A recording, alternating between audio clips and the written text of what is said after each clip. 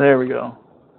Okay, so like I was saying, Lab 3 is easy, or at least easier, but there have been people who have been able to get Lab 3 done within the lab session.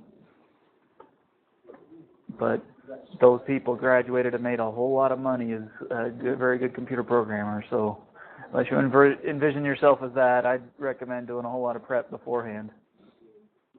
So anyway, anybody have any 2-bits questions? Stuff they want to talk about? If not, we will barrel on in. You recovered from Printf? Mitch? Yeah, they weren't great. They're going to start rolling in. You'd be surprised at how touchy it is to grade labs. So, grades will start rolling. We're working on it.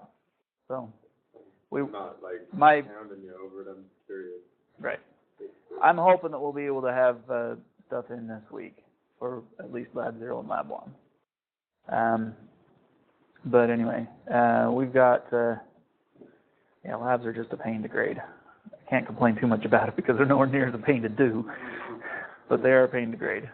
I had threatened a homework assignment on you for some problems in Chapter 3. What I think I'm going to do with that is not give you the homework assignment because we've got a lot to do with labs. And students seem to say every year this class has got too much work, so I'm tone it down just a little bit. So anyway, but what I will do is I will give you that as a recommended, you might want to look at these before a test. Not necessarily that those problems will appear on an exam, but these are good problems to work on in preparation for an exam. Okay? Where we normally have the exam, so Lab 3 is a 1-week lab, Lab 4 is a doozy. It's a monster. Okay? It's one of the toughest labs we have all semester. It's a 2-week lab, and we usually, during the first week of Lab 4, have the first midterm. Okay? So just so you know, that puts us not this week, but next week, looking at an exam.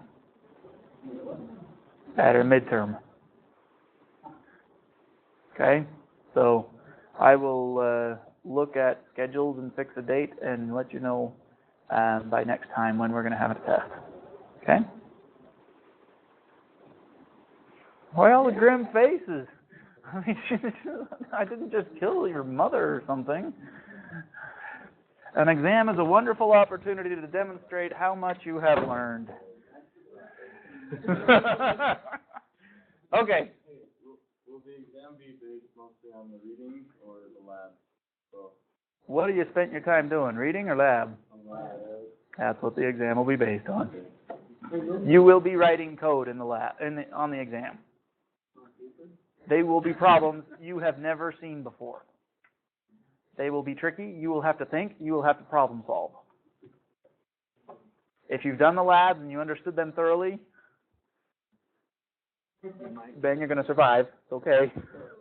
If you've done the labs, then you will do fine on the exam. Okay, so we will work out the details also for how the exam will be administered to the distance students as well. So anyway, if you remember last time we've been starting to talk about interrupts. I showed you this assembly code, this IRQ interrupt ISR that pushes all the registers, jumps to a particular interrupt handler, and we have one interrupt handler for all of our interrupts, and we pop all the registers when we're done, and we jump back to the code that got interrupted. Okay. There is a whole lot of, I don't know how to put it, but we'll call it shenanigans that you have to deal with when you're doing an interrupt on an ARM processor. The reason why is because you only have one interrupt line, one IRQ line, supported by the processor core. That means every type of interrupt, whether it's a timer interrupt or a GPIO interrupt or an interrupt from any of the other peripheral devices that we have, all of them have to be routed through that one interrupt line. And what that means is that you just tell the processor there is something that needs attention. You don't tell the processor what that is. You just say there is something that needs attention. So the core is oblivious to what is the source of the interrupt. It just knows that there is an interrupt. When there is an interrupt, you jump here. How you jump there, I'll tell you a little bit about. There's some more shenanigans that goes on for how you get here. But basically, this is very close to the code that it starts to execute once it once the core determines or detects that there is an interrupt, when somebody asserts the IRQ line. This pushes the registers and then jumps to this one interrupt handler that handles all the types of interrupts that can occur for an IRQ for this EP9302 processor that we're running. Okay, so the ARM core says, you tell the ARM core, I need you to interrupt, and so it will then vector over here, and then it'll jump to this code here, this IRQ interrupt handler, and the IRQ interrupt handler code is then responsible for distinguishing now what type. I've got multiple types of interrupts, multiple sources or things that could cause me to interrupt, whether it be GPIO or a timer or something else, maybe something external. Maybe I've configured the A to D to trigger an interrupt. There's a whole bunch of different ways you can cause an interrupt. The code IRQ interrupt handler that is invoked by IRQ interrupt ISR is what distinguishes between those. And how it distinguishes it uses a chunk of hardware that's provided by the core in addition to that's provided by the EP9302 chip in addition to the core. So what I want you to do is think about this. This is what happens on an interrupt. You've got the ARM core. As part of the peripheral devices on the chip, you've got the vectored interrupt controller. There's actually two of these, VIC1, VIC0 and VIC1. The VIC has, it is tied to the IRQ line of the ARM core. Then you've got some other peripheral device down here. We're calling it interrupt source. You can have a whole bunch of different chunks of hardware that are on the chip that can trigger an interrupt. So how you configure all of this is not what I'm going to talk about for the moment. We will talk about that today in the lecture as well. But you have to configure the VIC and the interrupt source to do the interrupt correctly. But when they are, let's assume that they are configured correctly, your program is doing its own business, it's minding its P's and Q's, and then let's suppose that this is a timer. The timer goes off according to the configuration settings you've set. So the timer, what it does is it tells the VIC, hey, I need some attention here. And so it says the interrupt condition that I've been configured to fire is now valid. So the VIC says, somebody needs, this timer needs to interrupt the processor. So what the VIC does is it does a couple things. It says, I am configured that when this source trips, I need to run that handler. So what it does, it can't run code because it's not the core. The core is what runs code. So what it does is it says, I'm going to take that registered handler address and I'm going to put it into a particular register so that somebody else can reference it when they need it. And so that basically is how the VIC indicates which interrupt source is interrupting and where should you go to handle it.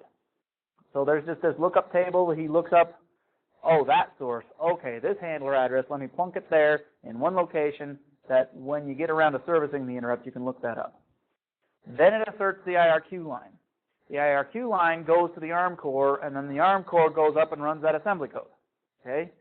Then you push all the registers, then you jump to the IRQ interrupt handler code, which then goes back and looks up this stuff that the VIC said, you wanted, that source was the interrupt, let me make available the handler address. So IRQ interrupt handler then references the handler address, jumps to it, handles the interrupt, returns, cleans up the VIC by saying, okay, the interrupt was serviced, and then you return back to the assembly code, which causes you to jump back to your program. I recognize it's a mouthful, but you got to be aware of what goes on. Yeah, Jonathan. So there's two VICs. Does that mean are those IRQ lines stored together before they go into Right, so there are two VICs, one IRQ line. Both of the VICs reference the same IRQ line, so the IRQ line is ordered together before it goes into the core. Okay. Other questions? So, this is what I've written down here. By the way, I had posted these notes last Friday, but I added this diagram and this discussion just this morning, okay? So I will post this again, and if you've already downloaded the interrupt notes, make sure you download them again so you get this stuff in it as well. So this just summarizes what I just said. So number one, what happens is your interrupt source says, I need attention. Then your VIC senses that an interrupt source is saying that it needs attention. The VIC is designed that you could have multiple interrupt sources all requiring attention at the same time. It has a priority mechanism in it that you get to configure when you configure the VIC. So it senses that there's an interrupt source that needs attention. It will access who's the registered handler for this source, and it'll put that into the register that you will later reference. So it dumps the registered handler into a particular register, then it trips the core IRQ line. The core jumps to an address. What is that address? We'll tell you about that later. At that address, there's a jump instruction that jumps to IRQ interrupt ISR. That's that assembly code. Okay? So you go to a particular address, then you jump to the assembly code. At the assembly code, push all the registers, jump to IRQ interrupt handler. Okay? IRQ interrupt handler then reads the registered handler from the VIC, jumps to the handler, clears the interrupt, returns to the assembly code pops all the registers, then you can return to your regularly scheduled program. Okay, so the IRQ interrupt handler. Now I'm going to show you a bunch of C code. And this is not natural magic code. I wrote this code, okay, and I'm providing this to you, and part of the stuff that I'm distributing to you for Lab 3, Phase 2. So IRQ interrupt handler is C code that gets jumped to from that assembly code. So what we do here is we ask the VIC. So when you run this code, you know that the VIC has said there's an interrupt, and the core got you to this point because you're going to handle an interrupt, and here you're trying to discern which is the interrupt I'm going to handle. So you query this hardware register that's memory mapped called the VIC IRQ status register. So you can grab VIC1 IRQ status, you reference to see if it's non-zero. If it's non-zero, you grab the vector address, the contents of the vector address register. Actually, what I'm doing here is I'm just setting a pointer to the address of the memory mapped register that contains the vector for the IRQ that was registered with the VIC. Okay? So basically, if VIC1 contains the interrupt, it was configured to handle the interrupt that got interrupted, I'm going to set my vector address reg pointer to VIC1 vector address. If VIC2 says, oh, I've got an interrupt that's pending, I'm going to point my vector address register to VIC2 vector address register. Otherwise, if neither VIC1 has the interrupt or VIC2 has the interrupt, then I don't know what caused me to interrupt, so I'm going to execute this bad interrupt function. So just check the VIC status register, point your pointer or where you're going to read out the handler address to the appropriate VIC address register. Then I have this function pointer variable that I've declared previously to be of type pointer to a function that takes no parameters and returns void. So what I'm going to do is I'm going to dereference this vector address reg pointer. So I set it equal to the memory mapped address of a register inside the VIC. I will read the contents of that register, cast it to be a function pointer type, and set function PTR variable equal to that. So those address registers have an address of a block of code. I read it out. I set it to a function pointer variable. Next, what I do is I say star vector address reg equal to 0. What that does is it says the interrupt's handled. It's done. The problem with that is I haven't handled the interrupt yet. I've grabbed the address of the handler out of the VIC, but I haven't jumped to it yet. I jump to it right here. I have to clear it first before I jump to it because of some stuff that we'll talk about in Lab 5 and context switching. Under normal circumstances, you would not clear the interrupt until after you've called the handler function to handle the interrupt. Okay? So this is a hack, but we have to do it. So we clear the interrupt by writing a 0 into the address register of the VIC. Then we check to see if function pointer is 0. If it's 0, then I have no handler registered for this particular interrupt, and I jump to bad interrupt.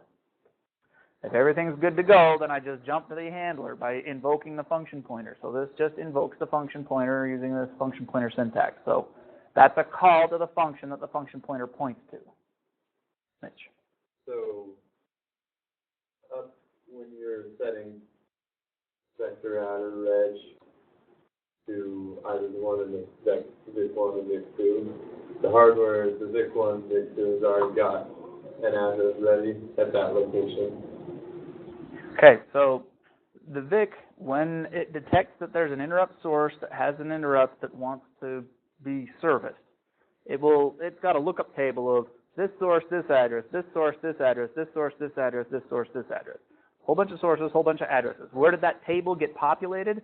Part of the configuration process that your program does before you start running, doing your thing. You configure your interrupt controller to do what you want it to do first. So you basically tell it that table before you run. So it will grab, it'll say, okay, I've got interrupt source number 10. Let me look up in my table, 10, get that address. It'll pull the address out and put it into the VIC's vector address register. Each VIC has a vector address register.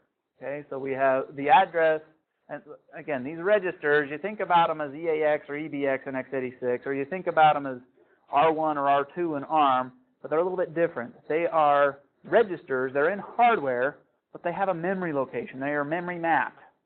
So I can read them as if they were memory, but they're actual not in RAM. They're physical registers that just have a memory address. So I can put the address on the address bus, and the address decoder will say, oh, well, that's not really going out to RAM. That's going over to this hardware location, and I just read this address, or I read this register contents based on that memory location's address.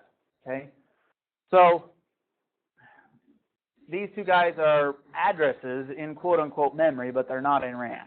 They're inside the VIC.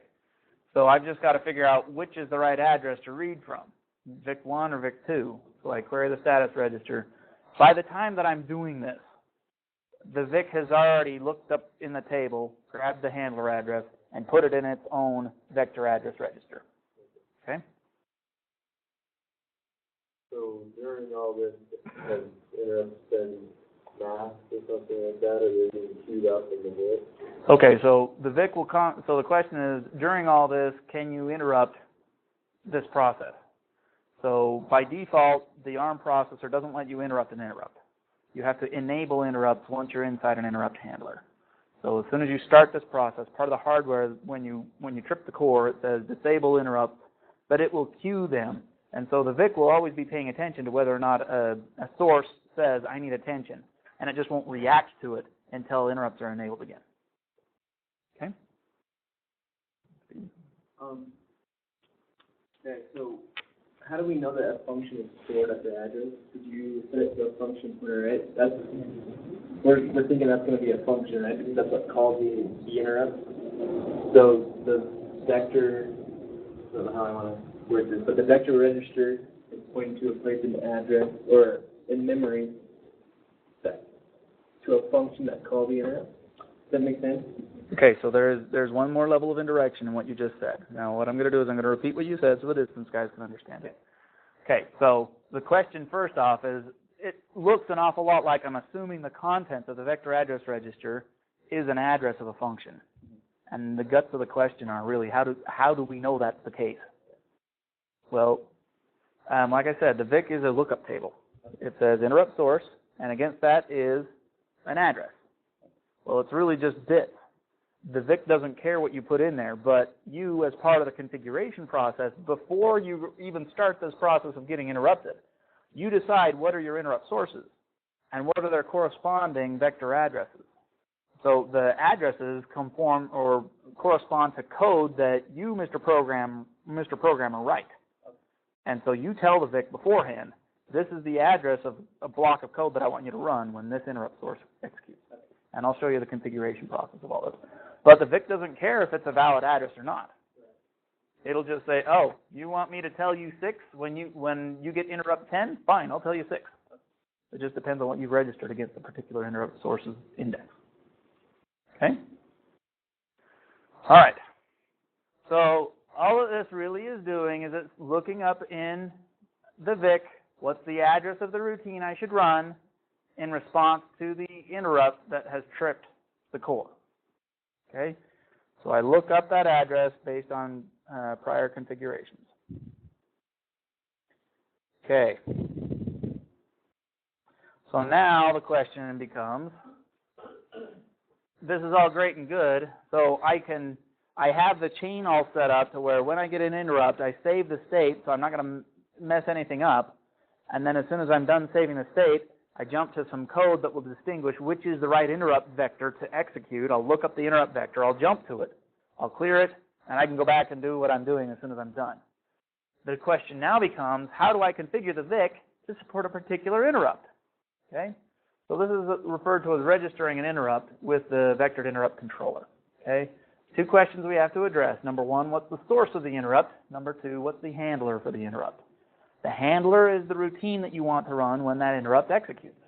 The source is the chunk of hardware that causes you to trip the interrupt. Okay? So this is these are a few type defs that I've defined in this file, and here's one function that you use to set up an IRQ interrupt. It's called setup IRQ. Okay?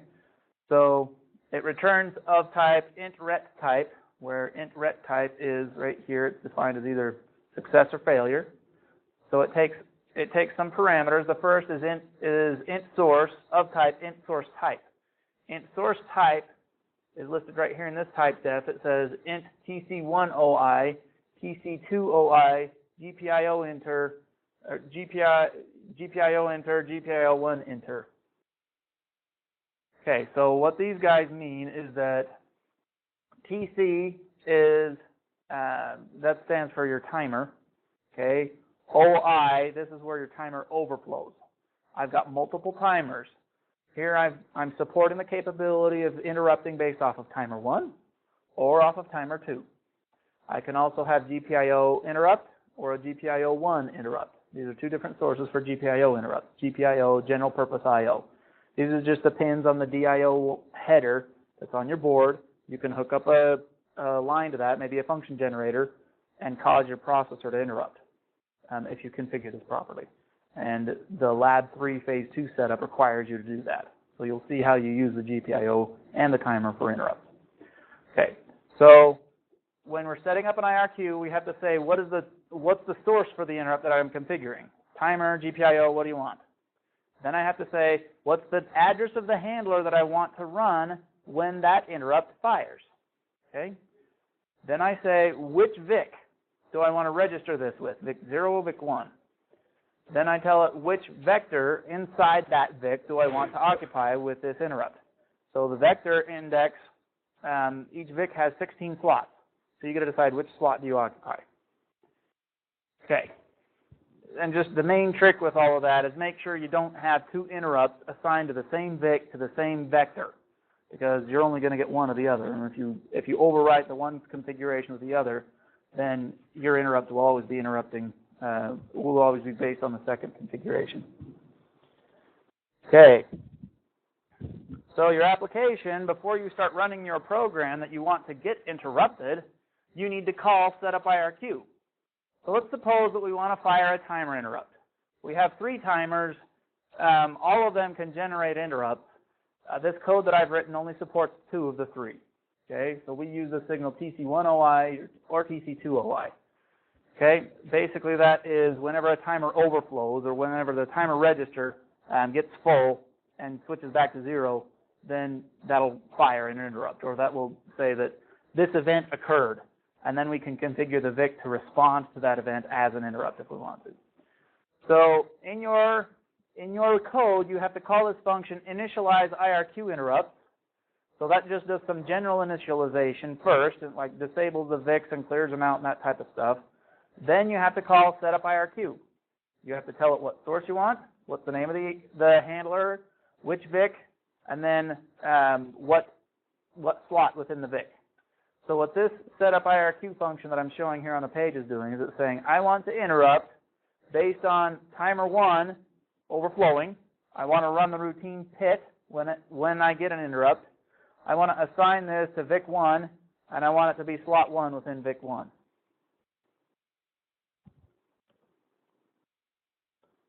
Okay, so what does the interrupt handler look like? So this is the routine that I want to run every time I get a timer interrupt. Okay, I'm going to declare this volatile unsigned long t time equals 0. So this is just a global variable. Think about it as a global integer. Okay, this is the pit routine that I registered as the interrupt handler in that previous block of code. All that I do is I increment t time, which is that global variable, and then I set star timer 1 clear equal to 0. That clears the interrupt source. Okay, note that doesn't clear the interrupt. it clears the source. Clearing the interrupt sets a config within the VIC. Clearing the source sets a config within the peripheral device that's triggering the interrupt. So I showed you the two boxes, the VIC box and the interrupt source box. You've got to clear both spots. So this one you clear with that statement inside it, IRQ interrupt handler. The source you clear within the handler code itself. Okay, so here's main. So I've got an unsigned long variable g equals t time. While g is equal to t time, semicolon. Under normal circumstances, that would be an infinite loop. So you'd just say, I'm setting this variable equals to that one, and while they're the same thing, spin. Under a sequential C program, those two variables aren't going to change because you don't have an instruction that will change them. So normally that doesn't make any sense to do. However, when you're considering an interrupt, t time is the variable that's over here in pit. T time's value will change based on whenever the timer gets around to interrupting and running that routine and incrementing t time. So what this does is it waits for a timer interrupt to occur. As soon as the timer interrupt occurs, this loop exits, and then we printf time as whatever the value of the time is, and then we wait for another timer interrupt to occur. So wait, print, wait. Then wait, print, wait. Wait, print, wait. So basically what this should do is print out something like 10, 12, 14. It should not print out every tick of the pit because I'm waiting, then printing, then waiting, then I wait again, then print, then wait. Okay? How much time elapses between those prints?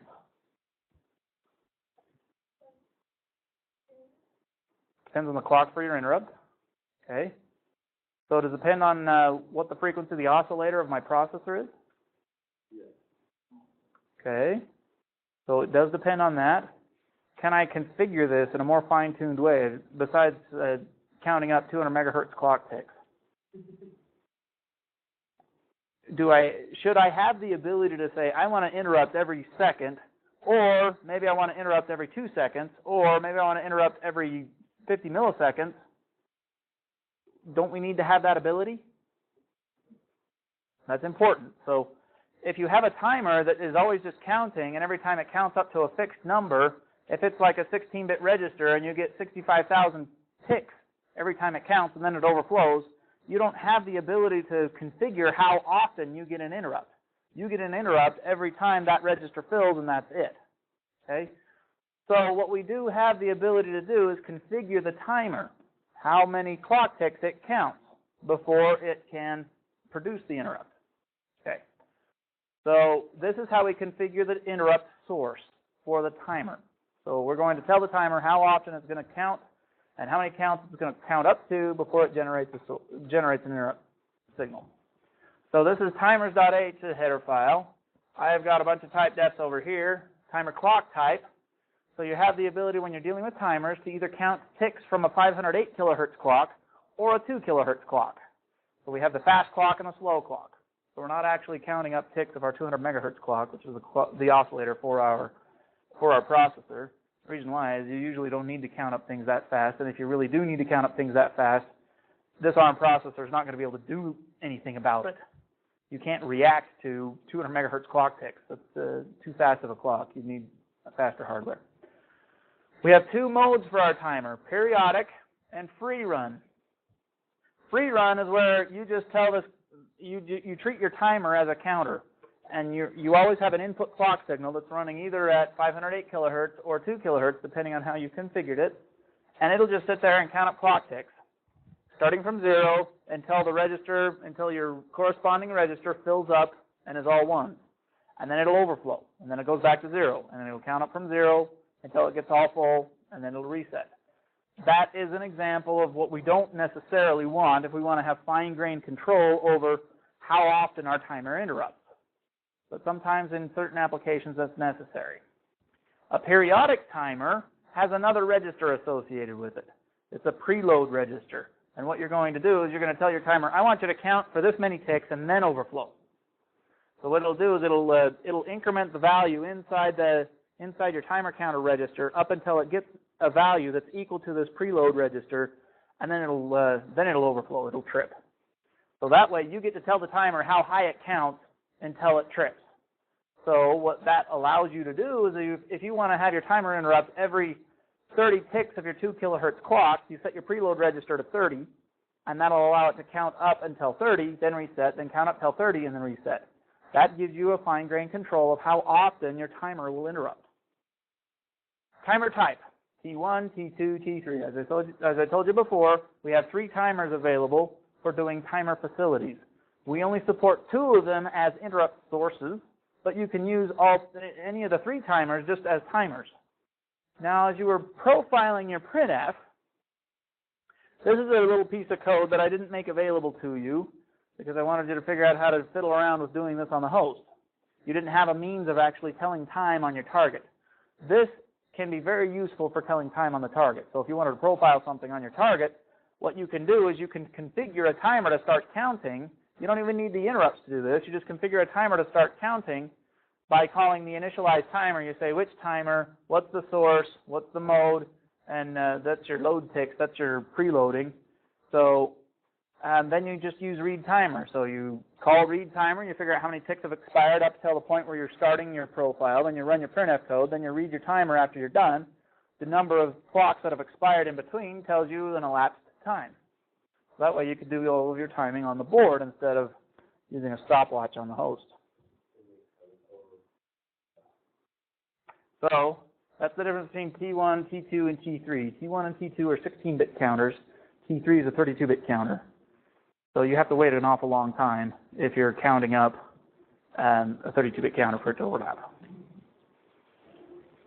And even if it does overlap, it has to overlap twice before you can't detect it. So anyway. All right, so there's periodic or free run. We have the 2 kilohertz and the 508 kilohertz clocks.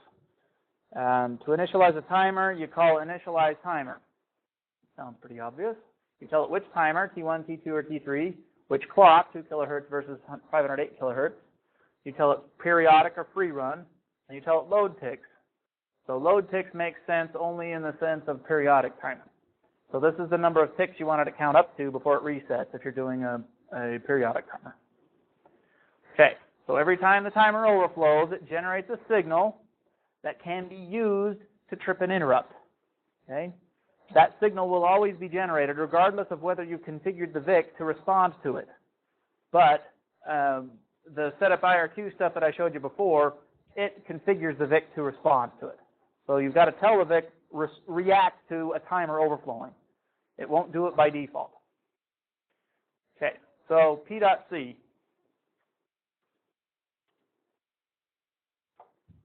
You would call initialize timer, timer T1, 2 kilohertz clock source as a periodic timer. We set it equal to 1,000. So as a 2 kilohertz clock, start with 1,000 ticks. What this says is fire the interrupt every time 1,000 ticks of a 2 kilohertz clock fires. So actually how these timers work, they don't count up, they count down. So what you can do is you can start the timer with 1,000, and as soon as it gets down to 0, then it trips and it'll trigger an interrupt. So what this will do is it'll cause the timer T1 to start counting at 1,000, and when it gets to 0 or when it overflows, it will trigger an interrupt. So the question then becomes, fire the interrupt every 1,000 ticks of the 2 kilohertz clock, or is it every 1,001 ticks? Okay. That'll be a good question for y'all to investigate. Okay. Can I disable or enable the interrupts? Absolutely. So I've got a couple of macros that you can instantiate to disable and enable the interrupts.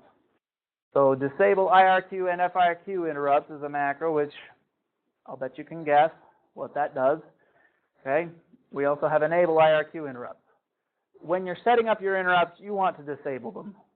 You don't want to allow yourself to get interrupted in the middle of tweaking the contents of the VIC. So you disable the interrupts, you set up your interrupts.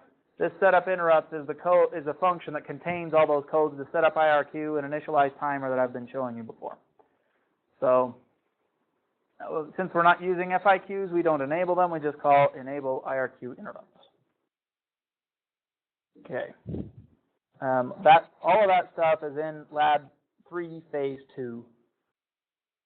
So most of the code for Phase 2 I've already given you. I'm already telling you what it's all about. I want you to run it and see what it does. There's going to be a couple of tweaks that you need to do, but these tweaks involve maybe 5-10 lines of code max. Okay? You don't have to write much code at all for this lab. Okay. You can have other sources of interrupts other than a timer. So you can use digital I/O pins as an input that'll trip an interrupt. So in order to do that, you'd set the DIO as input. So again, this is setting the source up, the interrupt source. You'd configure the digital I/O module to say, I've got a particular pin that I want to be an input pin. Then I want to also say, I want the DIO to be an interrupt source. And then you'd set up an IRQ to handle the DIO interrupt. Okay. Also of note, DIO and GPIO are basically the same thing. Okay. So how do we do this? Well, first we make sure we can see all the notes. Okay. If set GPIO dir, GPIO 0, GPIO in not equal to GPIO success, say, yeah, problem. So with this set GPIO dir, that sets up a particular pin in the GPIO header to be an input pin. So I'm setting up GPIO 0 to be an input pin. Here I'm going to set GPIO dir, GPIO 1 as output. So I'm setting up pin 0 to be an input pin, pin 1 to be an output pin. Then I have to call this that tells the DIO module that GPIO can trigger an interrupt. This does not configure the VIC. The setup IRQ configures the VIC. I have to set up the interrupt source in the GPIO module to tell it a GPIO can be an interrupt source. So set up GPIO interrupt source, GPIO 0, GPIO rising edge. So what this says is I want GPIO 0 to trigger an interrupt, and the interrupt I want it to trigger is whenever I have a low to high transition, I want an interrupt to fire. So that will configure a signal that will be set up to tell the VIC, here, GPIO module is requesting an interrupt. We then have to call setup IRQ to configure the VIC to react to that signal that we set up. So we call setup IRQ and we tell it I want to interrupt based on the GPIO. The name of the routine I want to run is called RPM. I'm going to set this guy up in VIC2, vector 0. So that's what you do in order to configure the GPIO. So I'm going to tell you how we're going to use RPM and PIT to do some interesting things. But in order to discuss that, we need to talk a little bit more about the particulars of Lab 3. Lab 3 contains 2 phases, an interrupts part, that's in Phase 2, and a simulation part, that's in Phase 1. Okay? The simulation part consists of some really old code. That's all in KNRC that you need to compile and get rid of all the warnings. All the errors, you need to make it into ANSI-C. Okay? And you need to run the thing and tweak some stuff. The whole idea behind this is to prepare you for Lab 4, but what we're doing is we're simulating the control of a DC motor. So the Phase 1 software is a simulation of a DC motor.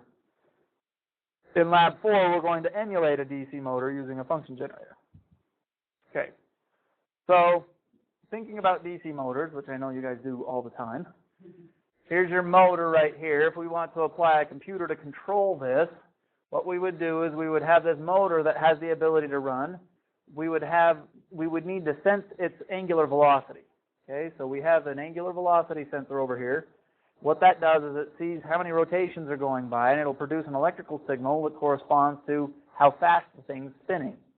Then we have an ADC, an analog to digital converter, that's responsible for accessing that voltage, converting it into a set of bits that our computer can read, and that will tell the computer how fast the motor's running. And then the computer can decide, is that speed that it's running at appropriate or not appropriate? If it's not appropriate, it can adjust it by outputting a control word out to a DAC. So the computer can output a number as a binary number to a digital to analog converter. That then gets converted into a voltage level. That voltage level goes into a power amplifier, and that power amplifier supplies the motor, and that will cause adjustments to the speed of the motor. Okay? So it's just this big control loop here where you're constantly sensing voltage, reacting to it, changing the speed. All right. How do you sense the voltage? Well, here's a simple approach that could be used. Let's suppose we've got this motor here, and we mount onto the motor a little laser. Okay. So then you have an axle right here, and on your axle we attach a small circle that I'll show you what it does in just a second. So then on a fixed plane over here by the motor, what I've got is a detector, a little photo detector.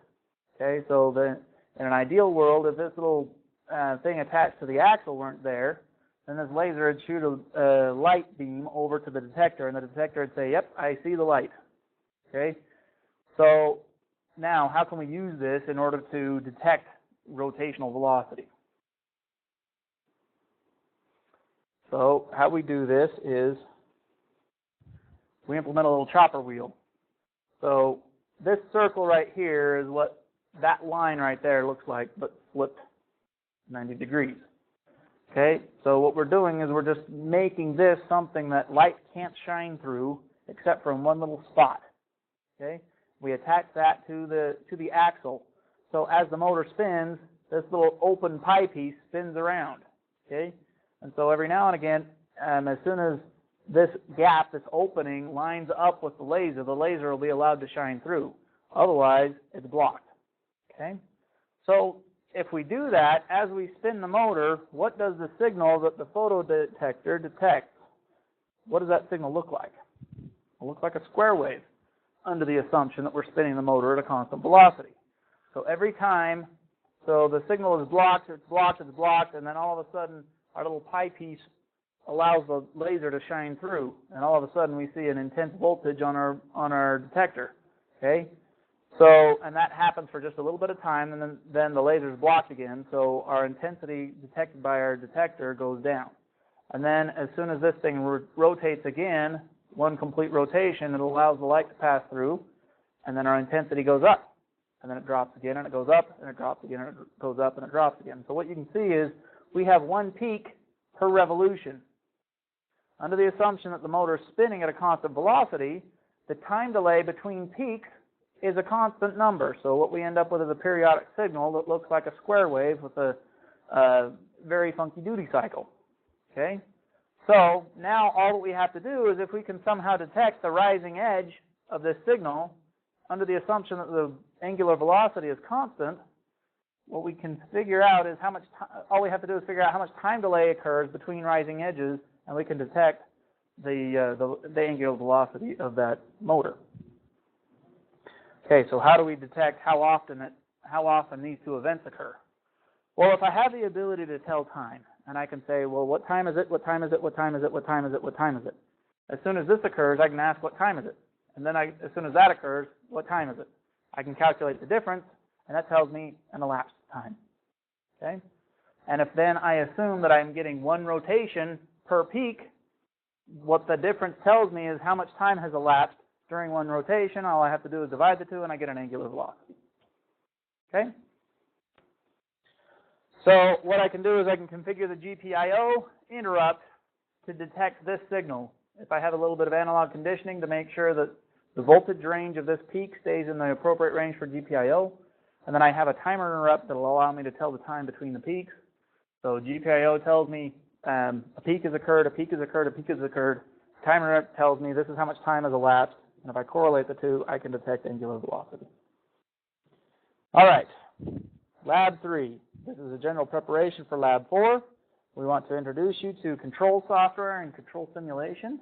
We want to introduce you to interrupts, timers, emulation of velocity sensor. Those will help very much when we're doing Lab 4. Okay. We're going to discuss these guys in reverse order. So, use a function. All right, so what we're going to do is to emulate our velocity sensor, we're going to use a function generator. Since we don't actually have a DC motor, or we don't need to actually have a DC motor in order to make the computer sense the angular velocity. Because that square wave that we're seeing with that funky duty cycle, it's just a regular square wave. We can produce a square wave with a function generator and hook it up to our DIO input of our board, and it'll react exactly the same way as if we had actually hooked it up to a DC motor with a photodiode on it. Okay? So we just provide a square wave input to the TS7200. Okay. Then all that you're doing then is using your TS7200 to measure the frequency of the generated square wave. So you can dial in your square wave frequency to whatever you want it to be, and then you should be running a printout constantly on your board that'll say the frequency of the function generator is this, the frequency of the function generator is this. And then as you change the frequency of your function generator, your board should react and tell you, oh yeah, your frequency is now this. Okay. So just remember, under the assumption, this model's a velocity sensor under the assumption that you get 1 peak per revolution. All right. The other thing to make note of, and please make note of this. You're going to supply a square wave to the DIO input of your board. You will blow your board if you provide a signal that's too big. Okay? Your GPIO pins can only handle signals between 0 volts and 3.3 volts. Normally when you dial in a square wave, it's got a 0 mean 50% duty cycle wave. You don't need to mess with the duty cycle. All you have to do is just make sure that it's giving 1 high pulse every revolution, which it does by itself. But you cannot supply a 0 mean signal to your board. You will blow it. Okay? You can't supply a negative voltage. You cannot supply plus 10 to it. It will blow. We have had boards blown like this. So what you have to do is you have to adjust the DC offset of your board, and you have to, or the DC offset of the function generator and the amplitude of the signal, so that you adjust and create a signal that ranges between 0 volts and 3.3. Okay? So negative 10 to positive 10, that will blow the board. 0 to 5 will blow the board. You have to make sure that you adjust before you hook up your TS7200 board to the function generator, that you have a square wave output that looks like this. And when you go to the lab, we'll make sure you're not going to blow your board. Okay? But make your signal look like this little one down here. Make it look like this, not like that. Use the scope. Make sure it looks like this before you hook it up to your board. We will make you pay for the board, or at least a fee for the board if you blow the board. Okay? Verify, please verify your setup before you hook it up to the board. Please be very careful. The next thing you need to be very careful about is the orientation of the pins on the header. This is not like a typewriter where you go 1, 2, 3, 4, 5, 6, 7, 8, 9, and then you carriage or turn over. The order of the pins on the header are very funky. You got to make sure you're hooking up to the right pins. The order of the pins looks like this, and it's in your lab write-up, where you got pin 1 down here, then 2 above it, then 3, then 4, and pin 16's over there in the corner. Okay? Pin 1 of the DIO header corresponds to GPIO 0 in software. Okay, this is another unfortunate mangling. It's not my fault. This is what the TS7200 guys did. So GPIO pin 0 that you're talking about when you're trying to trigger an interrupt in software corresponds to pin 1, this guy in the header. Pin 3 of the header right there is GPIO 1. Okay? So we're configuring pin 1 of the header as GPIO 0. That's your input. Pin 3 of the header will be GPIO 1. That's your output. Yes, Tony? That's just how they did it. 3 is, so this is what the guys that made the TS7200 board decided. That pin 3 of the header corresponds to GPIO 1. That's tied to the GPIO 1 pin of the port on the EP9302 chip. What's pin number 2? Pin number 2, I think, is ground. Okay. So pin 2 is ground, pin 16 is 3.3 volts. You want more details than that? See the TS7200 manual. Okay. So what you should do is just start fiddling around with this stuff. Take the Lab 3 Phase 1 code, make it compile. Run it, look at the instructions on it, just fiddle around with it. You've got to figure out what's the right sample rate to use, what's the lowest sample rate, the longest sample rate that you can use in order to make your system stable. So it just amounts to tweaking and fiddling. Run the program a few times. Phase 2, hook it all up, see that it works. what you have to do is make sure that your program can work, your frequency detection can work for low frequencies as well as high frequencies. Okay? There's going to be an upper limit where you can't make it work faster than this, and that just corresponds to the fact you've got too many interrupts running per unit time. Slower, if you have a really, really slow interrupt rate, the code out of the box will not detect it. You've got to make it detect it right. Okay? Thanks.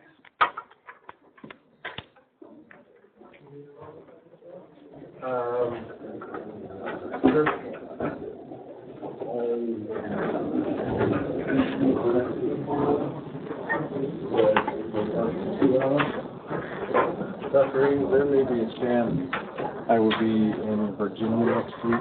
Okay. I just wanted Fine. to let you know.